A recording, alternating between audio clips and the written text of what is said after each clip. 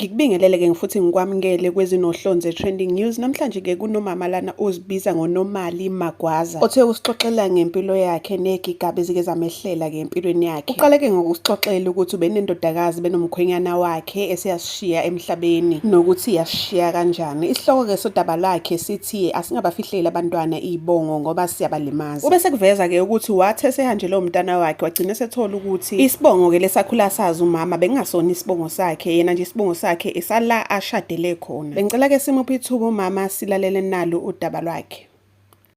Sanibonani ma-Afrika, igama uNomali Magwaza. Namhlanje ngifisa uku-introduce indaba ngempilo yami kusukela ngishadile kuze kube manje. Ngikhule nguNomali Magwaza, ngakhula ngafundela ukusebenza. Kuthe mase ngifundela ukusebenza kwanobhuti oxoxisana nami. Lo bhuti-ke uxoxisane nami iminyaka ewu-7. Kwathi sengisebenza kwayima sivumelana wangishada. Into eyenza kuthatha isikhathi eside ukuthi into yokufunda ngangiyithatha ngangibona ibaluleke kakhulu ngoba kuthe ekuhambeni kwesikhathi ekukhuleni kwami impilo yashintsha yangabe saba yinhle. Sahlukumezeka sangathatha ntweni ekhaya kade izinto zizinhle. Ngase ngiba nomqondo wokuthi umuntu ozoshintsha impilo yakhe iphinde ibe yinhle yimina uqobo ngemfundo. So uthe lo bhuti mengishela ngabona engathi uzongilibazisa, uzongiphazamisa. Kodwa kuthe mase nguthisha sengisebenza ngase ngibona ukuthi hayi sengenza noma yini manje sengiyasebenza. Sashada sabuswa ngendodakazi uLulama Nomsamthembu engathi umoya wakhe ungaphumula ngokuthula. Uthe sesinandodakazi mayisino 4.5 years. Umkhulu webahambisa ngemoto esikoleni noma ecrash wayihamba nge-1400 iveni leli elincane. Waba nendlela ngalelo langa. Wasecela umzukulu wakhe amhambisele abantwana esikoleni. Kuthe mesebuya-ke undodakazi ecrash, usisi aphuma endlini njengenhlala yenza ezomamukela emgaqweni. Athi mefika nje emgaqweni ufika ubhuti uhamba ngemoto useyasuka. Kanti ubhuti lo umane walina to the right, wavula isicabha, wehlisa ingane ehleli yena kwi-steering. Ingane meyehlisa wayivala isicabha, kwavaleleka ijakhethi yomntwana. Uma kuvaleleka ijakhethi yomntwana asusa imoto. Uma esusa imoto ihudula umntwana aze ashone emgwaqweni. Abantu bayamemeza, usisi obesiza endlini uyamemeza, akuyabezwa. Kangoba usisi kwadingeka naye athole usizo ngoba wahlukumezeka kakhulu ebona leso simo. Wadlula-ke emhlabeni umntwana ngaleyo ndlela. Uma esedlulela umntwana ngosuku lomngcwabo womntwana, before umntwana angcwatshwe, kufike umlungu ophethe umkhwenyana wami emsebenzini ezobona ngoba sishonelwe. Athi mefika nje esangweni ashayise inja ife esangweni, angeneke ebandla umlungu wenkosi asibone. Uthuse nje uthi khona umuntu angashayisa inja esangweni ezobona. Kuthi ngosuku lomfihlo womntwana imbuzi ebithengelwe ukuthi izogeza izandla ishayiswe isitimela. Umuzi wami usendaweni la umain road ngenhla, bese kuba yimizi, bese kuba ujantshi wesitimela, bese kuba ulwandle. Imbuzi ekuseni ishayiswe isitimela ife, iqashulile yashayiswa isitimela, gijinywe kuyothengwa enye imbuzi. But lezi zinto zingabi normal, zingazwakali. Afihlwe-ke umntwana. Kuthi umntwana mesefihliwe emva kwesikhashanyana, lapho ngisebenza khona ngangumhloli wesingi sasemfume. Kufika umzala wami ezofuna umsebenzi, ezofuna isikole.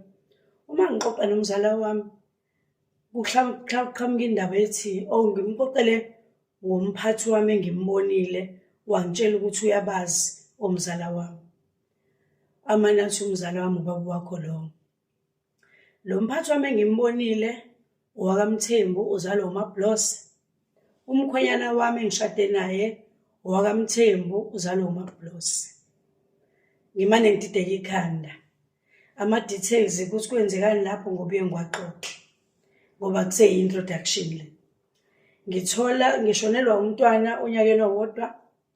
Ngithola ukuthi isibongo engikhule ngisazi sengineminyaka ewu-36 akusona isibongo sami. Kahle kahle mina isibongo sami esala engishadele khona. Ngizwa sengineminyaka ewu-36 sengishonelwe umntwana. Sekumele manje ngiyiprocess lento.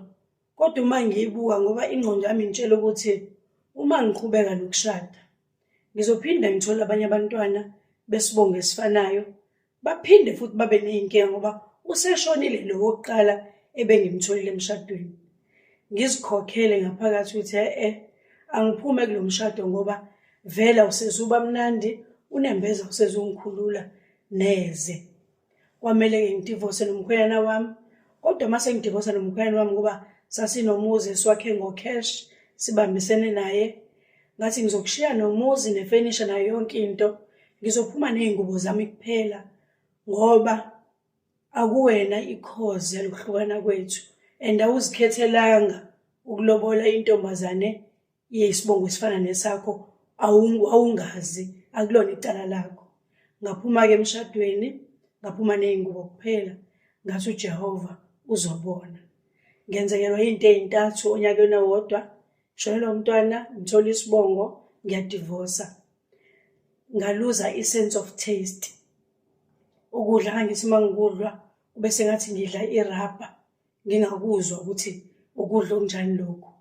Ngase ngidlela ukuthi kumele ngibe nento esesiswini ukuze ngiphile.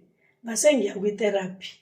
Uma ngifika kwi-therapy bazama ukungisiza, bathi it's a process, akubi nje into oyenza manje kuphela.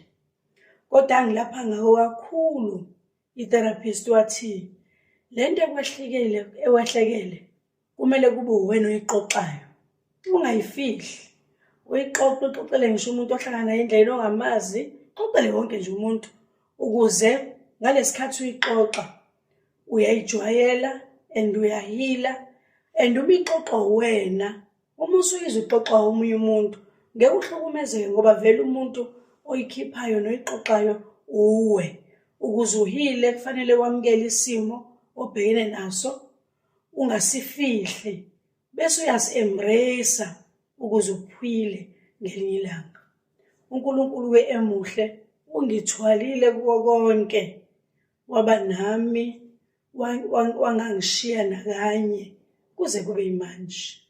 Ngi-introduce-ke indaba yempilo yami ende ejulile, kodwa ngithi nje angiyi-summarize kule video yokuqala ukuze mase ngiyixoxa-ke igaba ngegaba yonke ukuthi ngadlula kanjani la, kube ukuthi siyazi ukuthi yona yonke ihamba kanje. Kodwa uNkulunkulu-ke emuhle, ngiyaphila, abantu ngibathanda kakhulu, abantu ngiyabazisa, ngiyamzwela umuntu odlula esimweni esithile ngoba ngiyakwazi ukudlula ezimweni ezithile. Nginothando kakhulu labantu, kodwa-ke ngokuhamba kwesikhathi ngibona ukuthi abantu uma ubathanda ubanakekela babe baku-abuse. Sengiye ngibhekisisa isimo, kodwa ngiyathanda ukusiza ngoba nami ngisiziwe endleleni kuze kube manje, kube ukuthi ngize ngadlula esimweni engangikusona. Lento yenzeke 20 years back ngoba manje sengineminyaka ewu-56, kodwa uNkulunkulu ube muhle indlela yonke.